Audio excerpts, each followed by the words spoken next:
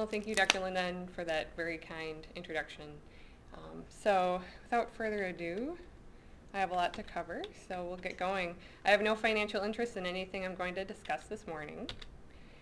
Before I discuss our study, I'm going to cover some basic background information so that by the end of this talk, you should be able to summarize the clinical presentation of cutaneous T-cell lymphoma, recognize the morphologic characteristics of the Sézary cell, and also list the available laboratory tests that we have to evaluate for circulating neoplastic T-lymphocytes. So we'll start with some background information on cutaneous T-cell lymphoma.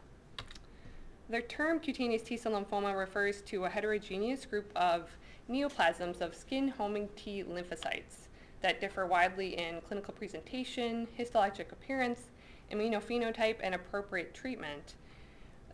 Cutaneous T-cell lymphoma comprises the vast majority of all primary cutaneous lymphomas. This is in contrast to the nodal lymphomas, which are predominantly B-cell lineage. For quite some time, mycosis fungoides and Sézary syndrome, which we'll discuss further if you're not familiar with that, were the only types of cutaneous T-cell lymphoma that were recognized. In fact, up until the 1970s, these conditions and a few other related conditions were the only known entities. Reports on cutaneous lymphomas other than MF or Sézary syndrome were few and far between and were often designated as malignant reticulosis or reticulum cell sarcoma. Moreover, they were also firmly believed to, in fact, be secondary involvement of a systemic process and were actually treated as such. Following some of the early clinical documentation for cutaneous T-cell lymphoma, which was ongoing for nearly 100 years prior to when Sézary described these circulating large atypical cells in the blood of a patient with severe erythroderma. He called these cellules monstrosies, which I'm probably pronouncing entirely wrong. About 30 years later, Lutzner and Jordan described the ultrastructural features of the circulating atypical cells, and they noted, as you can see in the electron micrograph that I have up here, that these cells had these deep, narrow indentations that give them a brain-like or a cerebriform appearance. Based on the observations that similar cells were found in the skin and lymph nodes and in the blood, they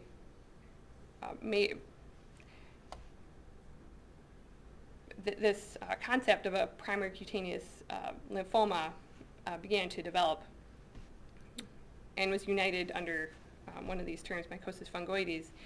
In 1975, the term was suggested for this group of diseases and really took off in the United States. At about the same time that the CTCL concept was being developed, these entities were first categorized according to the Kiel classification by several European groups, and this was a classification that was being used to classify the nodal lymphomas. However, it appeared that many of these types of cutaneous B-cell lymphoma and cutaneous T-cell lymphoma can in fact present in the skin without any evidence of extracutaneous disease.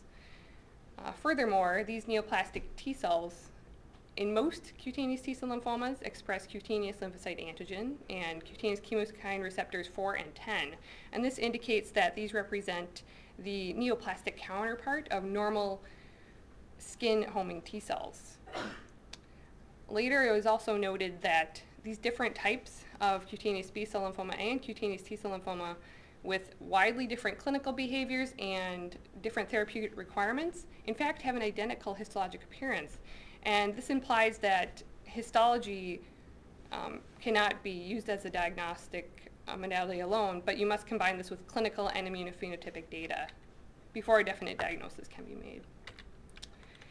In 2004, the World Health Organization and the European Organization for Research and Treatment of Cancer reached an agreement on a new classification scheme for the cutaneous lymphomas. And importantly, starting with the 4th edition of the WHO classification for malignant lymphomas, which was published in 2008 and which is used by many of the pathologists here and pathologists and hematologists worldwide, adopted this terminology and therefore includes essentially all the types of CTCL and CBCL included in previous classifications. This particular chart also shows the frequency and survival rate for the various types of cutaneous T-cell lymphoma. And the entities we're going to focus on today are going to be mycosis fungoides, which is one of the most common types and has a very excellent 5-year survival rate. And then Sézary syndrome, which is more rare and has a poorer prognosis.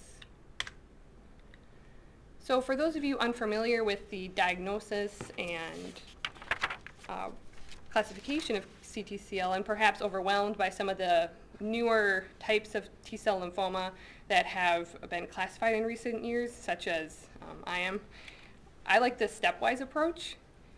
So we'll start at the top with the most common types of CTCL, and based on a combination of clinical, histologic, and immunophenotypical data, a distinction is first made between mycosis fungoides variants, and Sézary syndrome.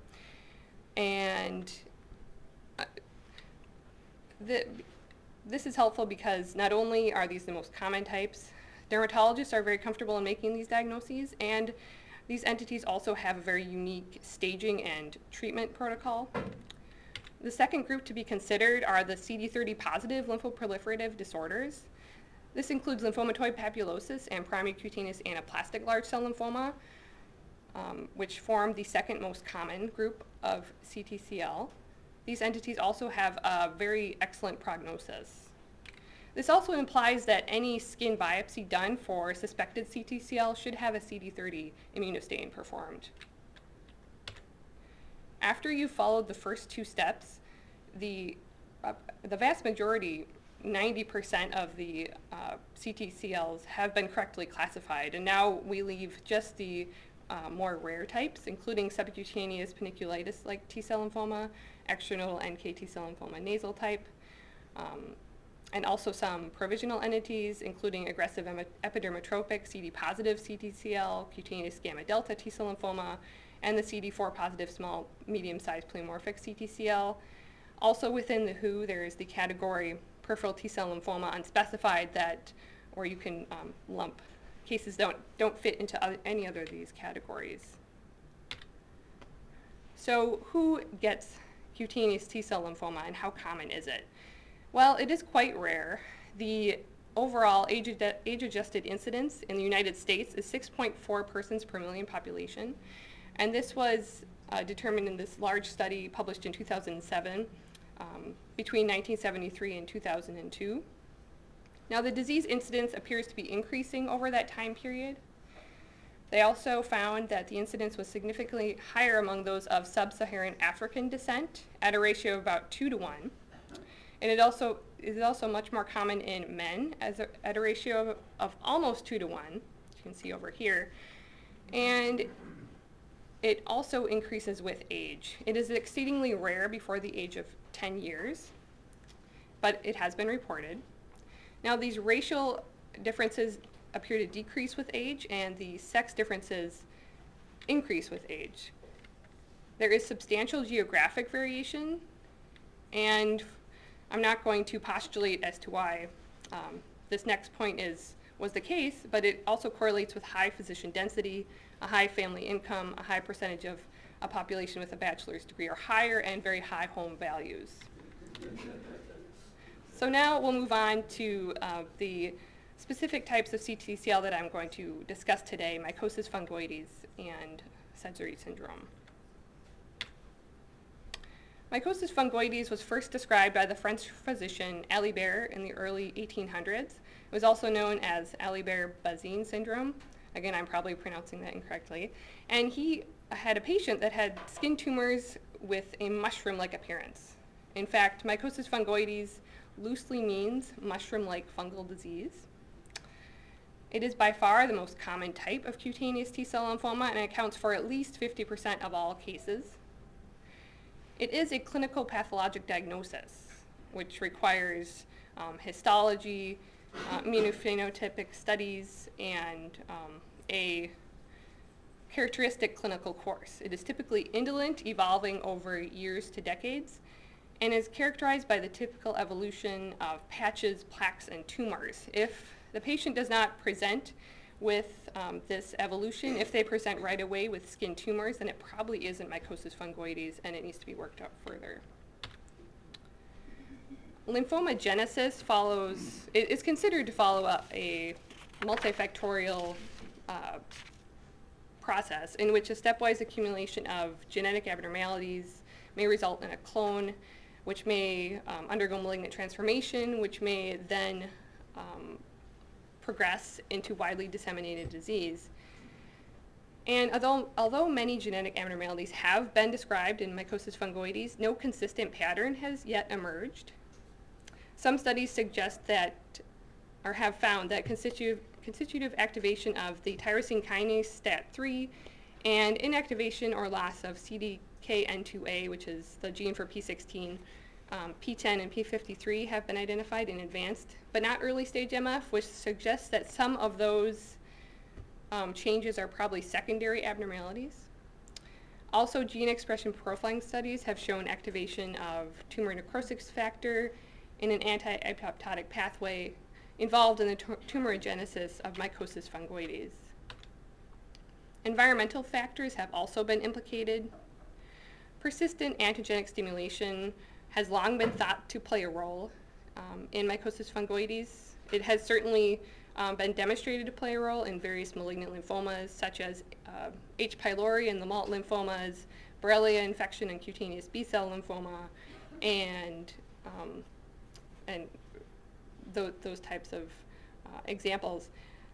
However, large case-controlled studies do not support a relationship between any sort of irritating industrial or environmental exposure and the subsequent development of mycosis fungoides. In addition, some of the viruses, such as human T-cell leukemia virus 1, which has been implicated in adult T-cell leukemia lymphoma, and EBV, which has been implicated in nasal NK T-cell lymphoma,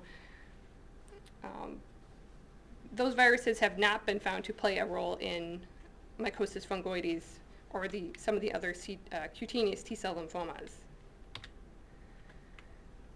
The patients characteristically present with a nonspecific eczematous or psoriasiform rash, and they, as I mentioned, progress from a patch stage, which I'm showing in the top image here, to plaque stage and finally to tumor stage.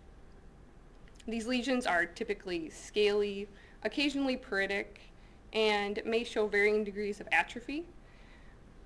Patients with more deeply pigmented skin may show areas of hypopigmentation.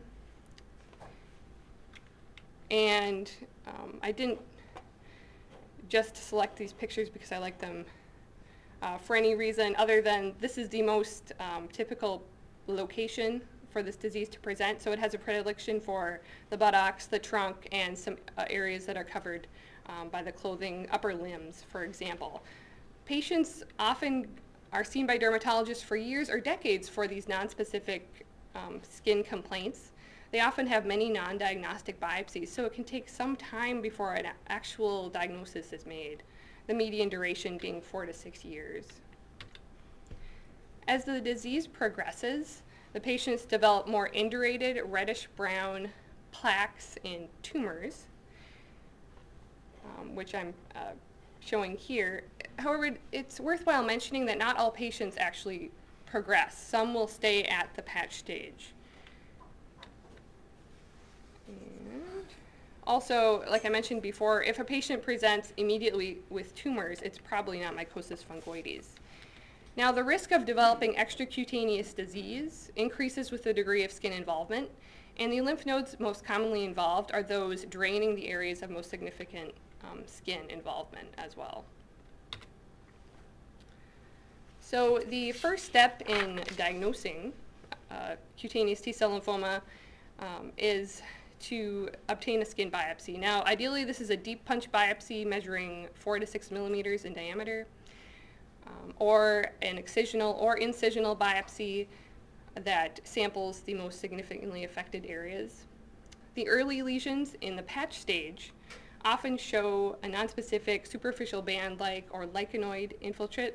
That's what we're showing right here, composed of small to medium-sized lymphocytes, which are highly convoluted or cerulariform and sometimes hyperchromatic. There are often few atypical cells which are in the epidermis. We call this epidermotropism. The plaque stage shows increased epidermotropism, and occasionally you see intraepidermal nests or Patre's microabscesses. Sorry. Here's a higher power view of a patch stage lesion. We can see, use my pointer, some of these large hyperchromatic atypical lymphocytes within the epidermis, or epidermotropism. This is another case from my study of CTCL where we have a few cells in the dermis, but many of these large atypical hyperchromatic cells within the epidermis. As the disease progresses to tumor stage, the lymphoid infiltrate can involve the entire dermis and in fact extend into subcutaneous tissues. And as it does progress, we see some larger cells, intermediate cells, and some small cells as well. So you see more of a variation in size. Occasionally there are blast-like cells, centroblast-like cells with prominent nucleoli, some more intermediate-sized cells that are hyperchromatic and convoluted, and some small-sized cells. It is not unusual to see some admixed plasma cells and eosinophils as well. The typical immunophenotype for the neoplastic T cells are that they are CD2 positive, that they are positive from any T cell antigens, CD2, CD3, CD5, CD4. They're often positive for TCR beta and are usually negative for CD8. However, rare cases may be positive for CD8 and should not be considered a separate entity. This is a more common finding in the pediatric population. The most frequent immunophenotypic aberrancy is the lack of CD7. Other alterations in the expression of T cell antigens may be seen, but usually occur in advanced disease. Cutaneous lymphocyte antigen is associated, as I mentioned previously, with lymphocyte homing to the skin. Cytotoxic proteins are only rarely expressed in early disease, but may in fact be positive in a fraction of tumor cells in more advanced lesions. So this is an example from one of the patients in my study. We have a punch biopsy. We have a very exuberant lymphoid infiltrate, which has a follicular-based pattern. So it's surrounding the adnexa, but not destroying it. And if we look closer, we can see that many of these lymphoid cells are large, hyperchromatic, and have irregular nuclear contours. We have occasional mitotic figures. And on immunohistochemistry, this infiltrate is positive for CD3, CD5, some positivity for CD4, but apparently lacks CD7. There is some CD8 staining in scattered cells, and this atypical infiltrate is negative for the B cell marker CD20 and CD30, which, as I mentioned, is an important stain to obtain to exclude the CD30 positive entities. Now, Sézary syndrome, although much less common, is the leukemic variant of CTCL. It has a much poorer prognosis. It follows a much more rapid clinical course. In fact, the 5-year survival for a patient diagnosed with Sézary syndrome is in the range of 10 to 20%. A patient with Sézary syndrome often presents with the classic triad.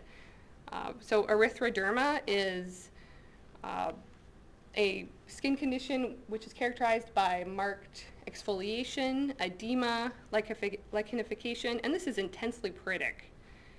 The patients may have palmar-plantar hyperkeratosis, fingernail abnormalities, and areas of alopecia. Generalized lymphadenopathy may also be present, and by definition, neoplastic T cells are identified within the peripheral blood. Criteria for diagnosing Sézary syndrome include demonstration of a T cell clone. This can be done by either molecular or cytogenetic methods. Immunophenotypic abnormalities, this includes an expanded CD4 positive T cell population resulting in a CD4 to CD8 ratio greater than 10 and or aberrant expression of pan T cell antigens, and an absolute Sézary count of at least 1,000 cells per microliter. I think it's worth mentioning the entity Erythrodermic mycosis fungoides. Some patients with mycosis fungoides do later develop erythroderma, which von der Heide and colleagues have used to term erythrodermic CTCL, which essentially lumps any of the primary skin lymphomas and Sézary syndrome that evolve to erythroderma. However, patients with true Sézary syndrome present with Sézary syndrome. They present with a substantial leukemic T-cell burden in the blood, whereas patients with MF are characterized by a history of MF, like I mentioned, the evolution of patch, plaque to tumor stage, and often have fewer abnormal T-cells in the blood, usually. In recent years, the presence of Sézary cells in the peripheral blood has attracted increasing attention as a prognostic factor. In fact, multiple authors have shown that peripheral blood involvement in CTCL has prognostic significance.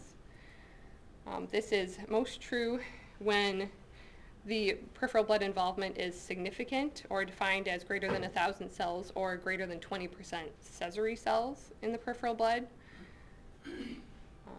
And this has found to have prognostic significance regardless of the tumor stage or the lymph node rating.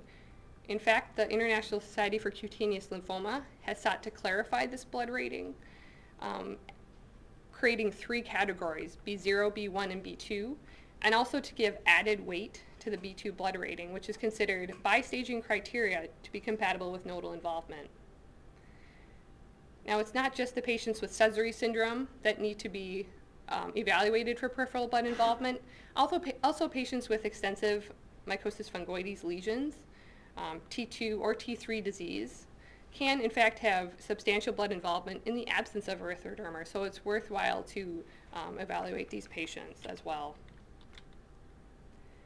Staging patients with MF and Sézary syndrome at initial diagnosis is helpful in guiding treatment, and it also has prognostic value, as I mentioned.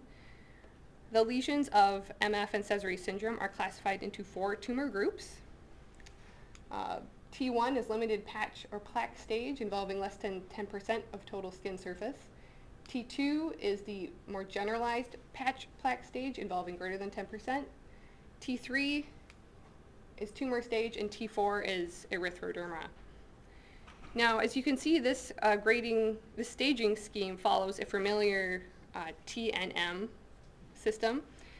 However, Lamberg and Bunn, who designed this first staging classification for MF and Sézary syndrome, also added the blood stage. Initially, this was just a 2-tier stage, but the International Society for Cutaneous Lymphoma has seen a need to create another stage. And so B0 is essentially no atypical circulating Sézary cells, or less than 5% of lymphocytes. B1 is low tumor burden with at least 5% lymphocytes being Sézary cells, but not to the level of B2. And B2 is probably the most important category of high tumor burden with greater than 1,000 per microliter Sézary cells. They also recommend that T-cell gene rearrangement studies be performed as well, and looking for a positive clone, which has prognostic significance. Let me get a drink here.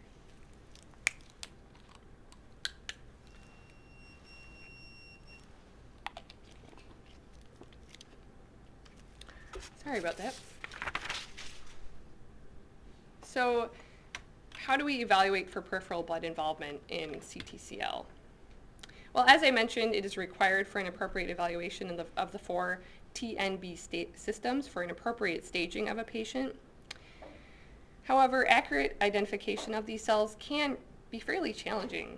The modalities that we can use include peripheral smears, flow cytometry, and molecular techniques. And I will discuss some of the pros and cons of each of these techniques. Currently, there's no universally adopted method, and so when you look at various institutions, they use anywhere from all of these modalities to just one when they're working up a patient for peripheral blood involvement. So it is highly variable. The mainstay of diagnosing peripheral blood involvement in CTCL has been the peripheral smear, and this is prior to the development of flow cytometry and T-cell gene rearrangement studies. This is performed by counting Sézary cells on a smear, and then reporting this as a percentage of the total lymphocytes or an absolute count in cells per microliter. Now, these can be relatively easily performed at a low cost without need for specialized equipment. I put easily in quotes because it, in fact, can be quite challenging to identify these cells, especially if they're small.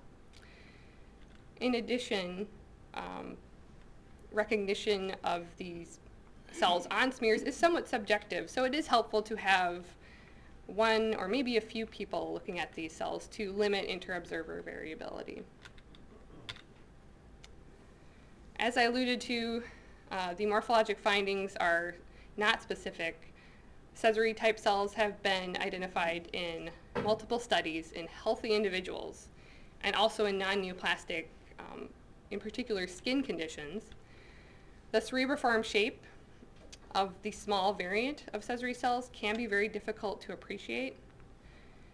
And a few studies have found that Sézary cell counts have been shown to underestimate the actual level of circulating neoplastic T cells when compared to flow cytometric methods.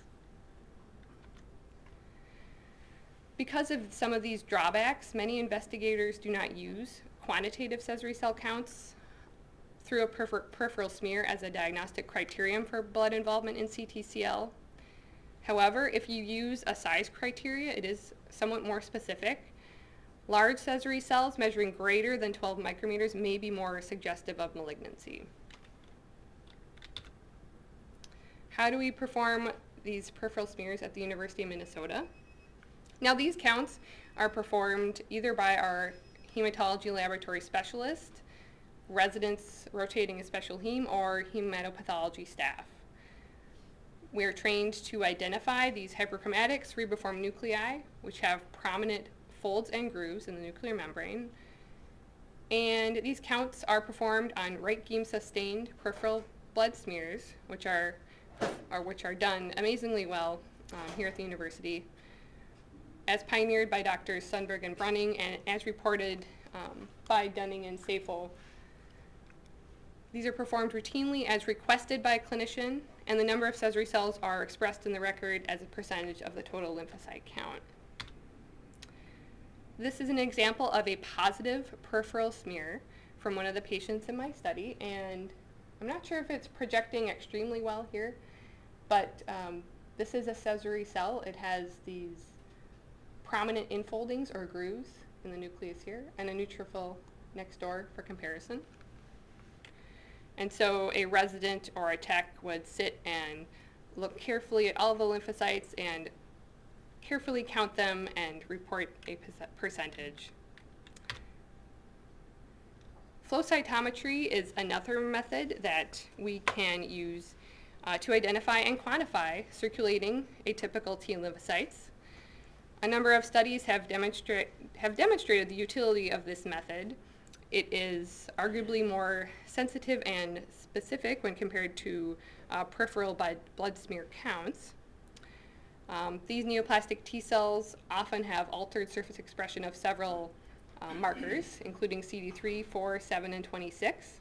Now, these aberrancies can be classified as phenotypic, with these markers expressed at abnormal intensities, or as quantitative, with expansion of a T cell subset.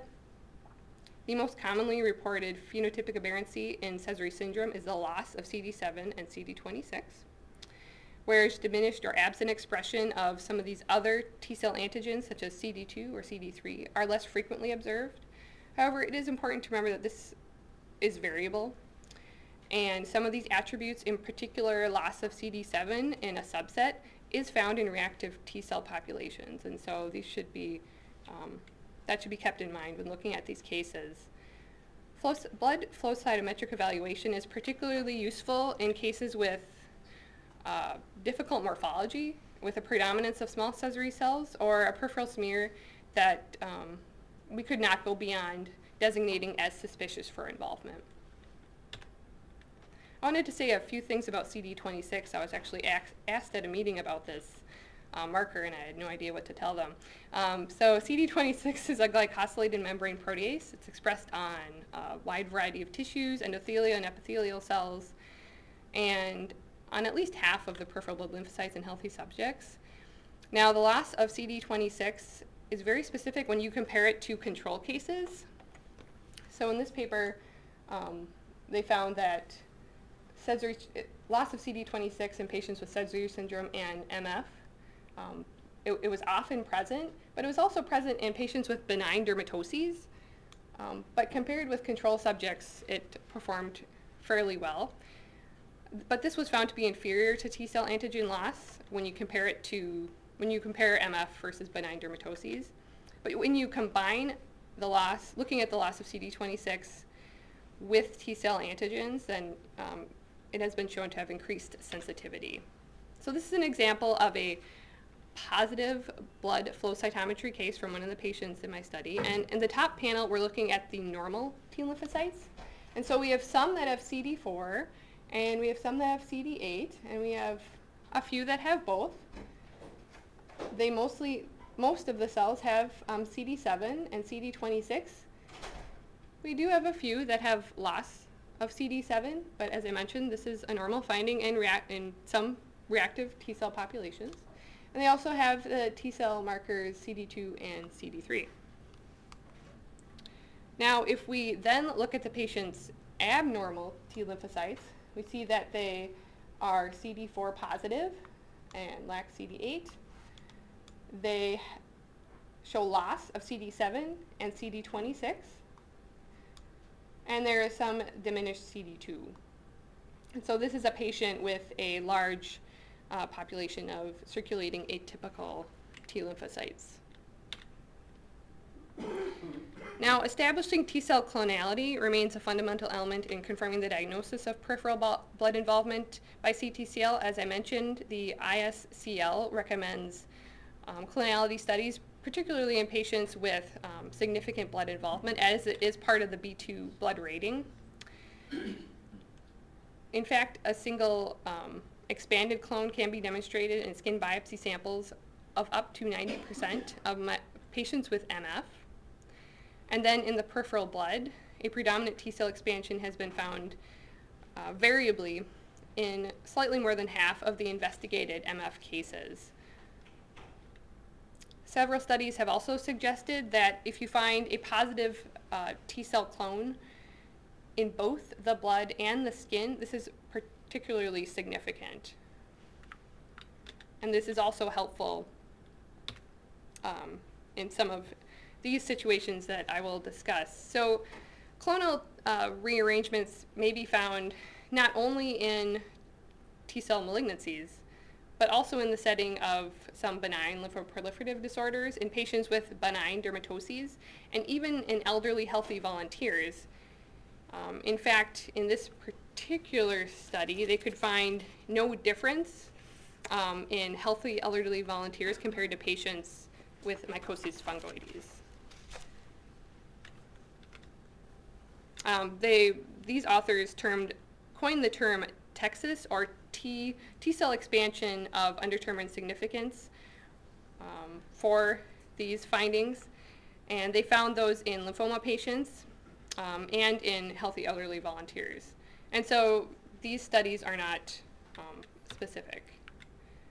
Now, how do we perform these T-cell gene rearrangement studies at the University of Minnesota?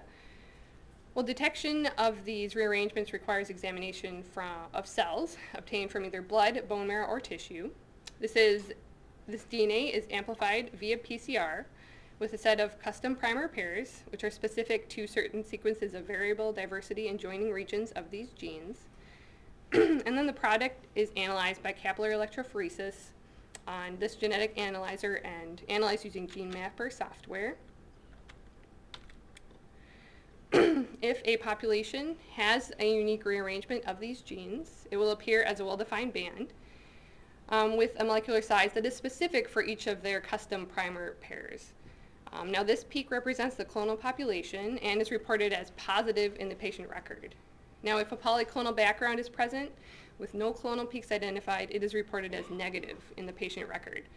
And often if the patient has previous results, perhaps from a previous blood or a skin result, this is correlated and there is a comment added whether or not it matches. This is an example of a positive T-cell receptor gene rearrangement study. The VG number refers to the specific primer pair used for each reaction. This corresponds to the V gamma regions 1, 9, 10, and 11. Now a positive clone demonstrates a peak fluorescence height of at least 1,500 arbitrary units that is greater than 3 times the background. So if we look at the PCR amplification of the VG1 reading frame in the upper panel, this demonstrates a clonal peak at 264 base pairs with a fluorescence peak height of over 3,000, while the polyclonal background, back down here, demonstrates peak heights in the range of 300 to 800 arbitrary units. And then if we look at the VG9 reading frame, this demonstrates only a polyclonal background with low fluorescence peak heights. And it's important to notice the tenfold difference in the y-axis. So this would be reported as positive for a T-cell clone. Now, as I mentioned, we routinely review peripheral blood smears from patients with CTCL on the hematopathology service, and then additional testing is ordered by clinicians, flow cytometry or T-cell gene rearrangement studies. And as part of a busy service at a tertiary care center, we saw that that there was a need to identify the most effective and efficient means of determining accurate blood stage, considering the resources that we have at the University of Minnesota. So we determined it would be helpful to, first of all, determine the test ordering practices of the primary dermatologist treating CTCL at our institution, and then in conjunction with information from an exhaustive literature search, develop a standardized algorithm that will be used in the clinical setting to help guide test ordering. So these were our objectives for the study: to assess utilization of these newer diagnostic tests, flow cytometry and TCR, and also the potential increased sensitivity over morphology alone. And then based on the results, we would propose this algorithm. And then we also decided to look, using this algorithm, show a cost savings over the existing testing algorithm that's used by clinicians. So what we did is we pulled the peripheral blood smear results from January 2004 to February 2012 from the pathology data records using a free text keywords in the clinical history, and also the last 2 names of the primary dermatologists ordering these evaluations. I also looked for the available concurrent flow cytometry and TPCR data, both from the blood and from the skin biopsy, and obtained those results from the pathology data records. And the peripheral smears and flow cytometry and TCR were all performed as previously described. We obtained 189 peripheral blood smear results, which represented 98 total patients. The ages of these patients ranged from 14 to 89 years. There were 40 women and 58 men. The vast majority were ordered by a single dermatologist, with only 6 ordered by the second dermatologist, and a handful in the study ordered by various hematology and oncology staff. Now this is a confusing looking table, I'll admit, but I will explain it. So on this axis, or in this column, these are the peripheral blood smear results, positive, suspicious, or negative. And then the number of cases overall, and then I divide it by the number with flow, with TCR, and then those results. And I give both the number and the percentage So diagnostic testing overall is heterogeneous, with concurrent flow cytometry ordered on approximately 37% of cases, concurrent TPCR on around 26%, and 24.3% of cases had all three modalities ordered. Now, if we look along the positive row here, we can see that around 10% of the peripheral blood smears in this study were positive, with concurrent flow cytometry in just over a third, TCR ordered in around 16% of cases. When flow cytometry was ordered, it was positive in around 86% of cases and negative in 14.3% of cases. When T-cell receptor studies were ordered, which was rarely, they were positive in 2/3 of cases and negative in one case. Now, if we go to the suspicious column, this category comprised approximately a quarter of all cases. Flow cytometry was ordered more often in these cases, read out as suspicious, which makes sense. It was ordered nearly 70% of the time. T-cell receptor studies were also ordered more often, nearly half of the time. And flow cytometry was positive 15% of the time and negative the vast majority of the time in almost 85% of cases. Now, the TCR results are split fairly evenly. This suggests that they're probably picking up some of those T-cell clonal expansions of an undetermined significance. Now, if we move down to the peripheral smears that were read out as negative, this was the largest subset in my study. And concurrent flow cytometry was ordered less often when compared to the other two groups in around a quarter of cases. TCR was ordered around 19% of the time. When flow cytometry was ordered, it was positive in nearly 22% of cases. It was usually negative in around 78% of cases. And again, TCR results are fairly evenly split, suggesting that we may be picking up some benign clones. Andrea, you may have said it, but did all of these patients in the cohort have a clinical diagnosis of cutaneous T-cell lymphoma? Yes.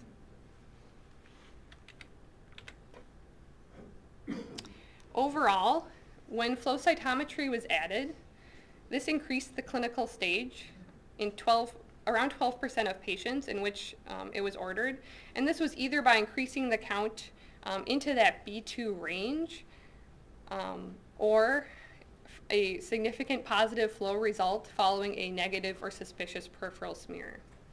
Now, if only T-cell receptor gene rearrangement studies were positive on a case and involvement by the other testing methods was entirely negative, this result was not considered an increase in clinical stage because this could be a nonspecific reactive T-cell clone. Here are a few examples of patients that were upstaged by additional testing. So patient number 1 had a negative peripheral smear, and by flow cytometry, 5% atypical T lymphocytes were identified, and T-cell gene rearrangement studies were not performed. In patient number 2, their peripheral smear was read as negative. However, concurrent flow cytometry identified 5.6% circulating atypical T lymphocytes, and T-cell gene rearrangement studies were positive for a T-cell clone. Patient number 3 had significant peripheral blood involvement identified on a peripheral smear with 30% circulating Sézary cells. Flow cytometry identified even more cells, and this pushed this patient into the B2 category because now they have over 1,000 circulating Sézary cells. And in this case, T-cell gene rearrangement studies were not performed. Patient number 4, this was read as suspicious, and so they had additional studies ordered to further work up the patient. This identified 18% circulating neoplastic T lymphocytes, and T-cell gene rearrangement studies were also positive for a clone.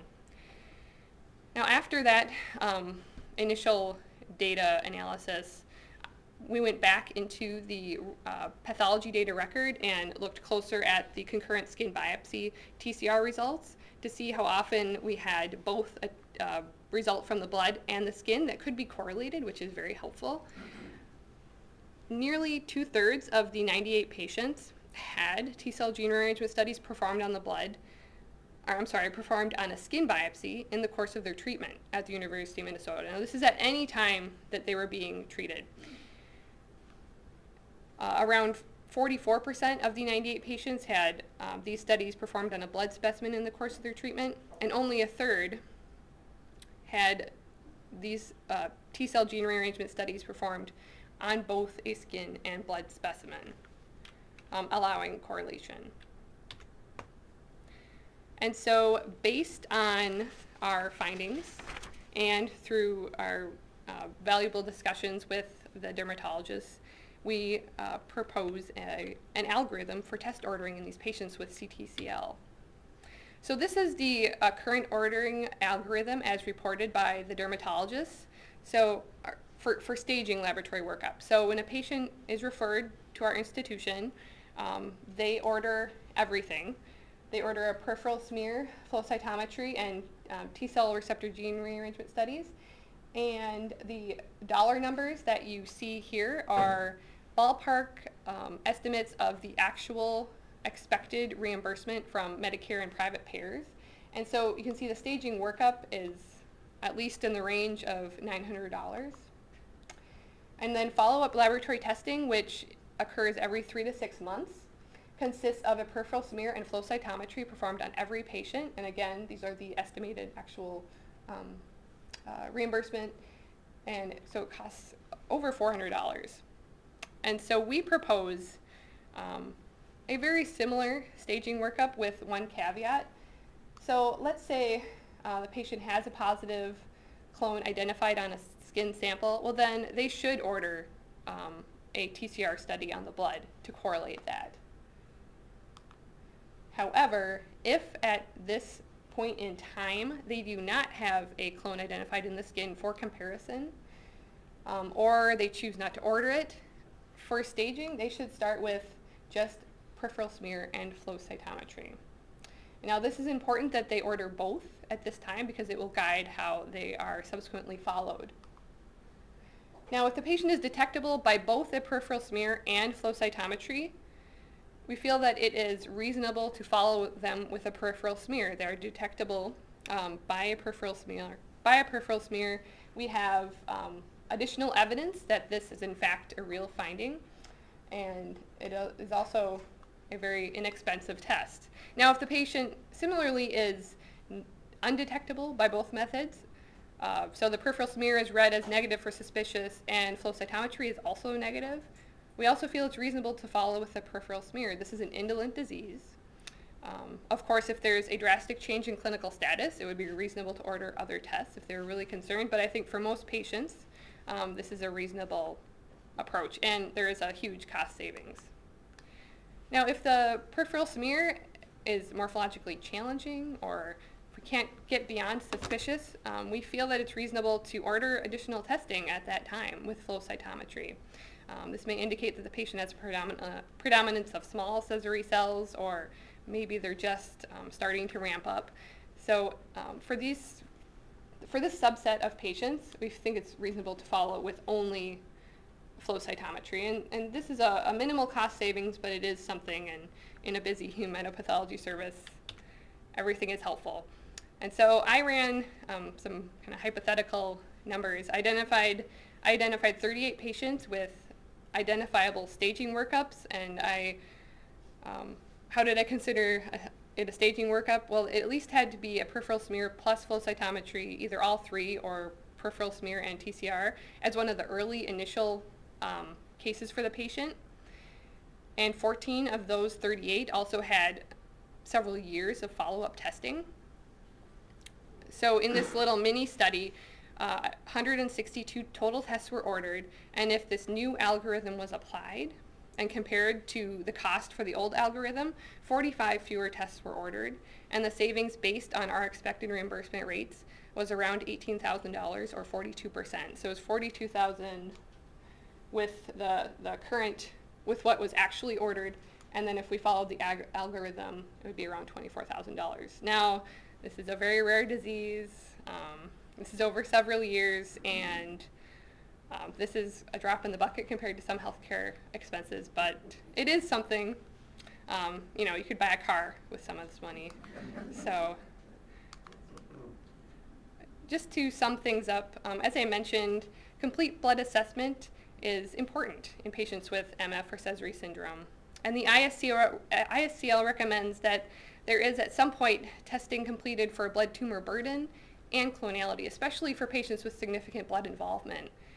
The updated staging classification takes into account the B stage and also differentiates blood involvement, adding that third category. We're also seeing new definitions which combine morphology, flow cytometry, and molecular criteria to characterize these cells, as well as quantify them and help to guide treatment. So we retrospectively reviewed 189 peripheral blood smear results with concurrent additional testing if available, and this led to an increase in clinical stage for around 12% of patients. We found that the test ordering practices by our dermatologists is heterogeneous,